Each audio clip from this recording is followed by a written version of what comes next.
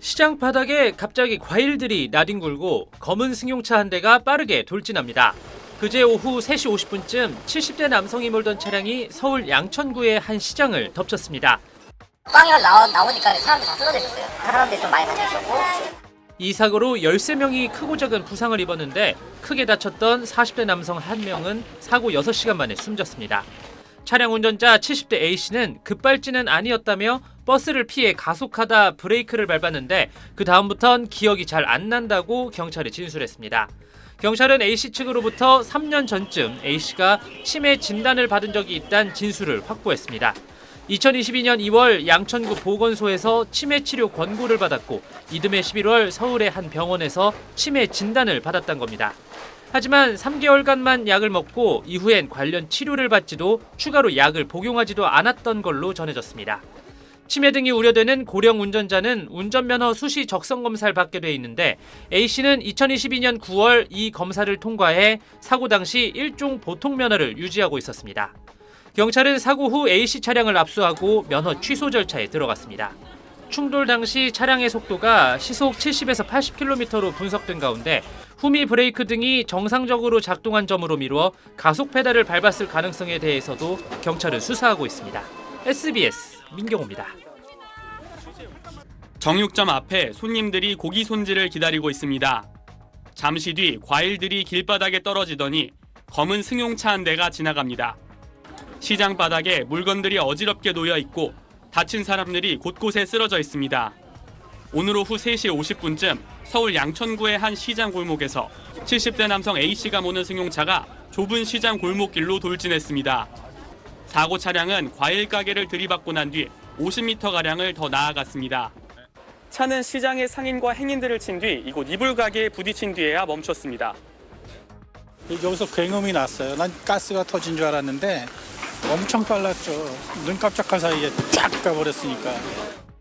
이 사고로 4명이 크게 다쳐 병원으로 옮겨졌고 9명이 가벼운 부상을 당했습니다. 40대 남성 1명은 위독한 걸로 알려졌습니다. 경찰은 사고 차량이 앞서가던 버스를 추월하려다 과일 가게로 돌진한 걸로 파악하고 있습니다. 70대 차량 운전자는 사고 직전 브레이크를 밟았지만 자세한 상황은 기억이 나지 않는다고 말했습니다. 또 오랫동안 주차장에 세워둔 차의 방전이 걱정돼 차량을 몰고 나왔다가 사고가 났다고 진술했습니다. 내가 안 그랬어요. 누가 그랬어? 내가 안 그랬어요. 이렇게 얘기를 하고. 사고 차량 운전자의 음주나 약물 양성 반응은 없었던 걸로 전해졌습니다. 경찰은 정확한 사고 경위를 조사하고 있습니다. SBS 김태원입니다. 좌회전하던 차량이 갑자기 속도를 내더니 도로가를 그대로 들이받고 중앙선까지 넘어서 반대편 차량과 부딪힙니다. 주차장으로 진입하는 차량, 돌연 급가속해 다른 차량을 들이받고 서 있던 사람은 놀라 그대로 주저앉습니다. 모두 브레이크 대신 가속 페달을 밟아 벌어진 사고입니다. 한 보험사가 보험 가입 차량의 최근 6년치 사고를 분석한 결과 페달 오조작 사고가 10,000건이 넘어 연평균 2,000여 건이 발생했습니다.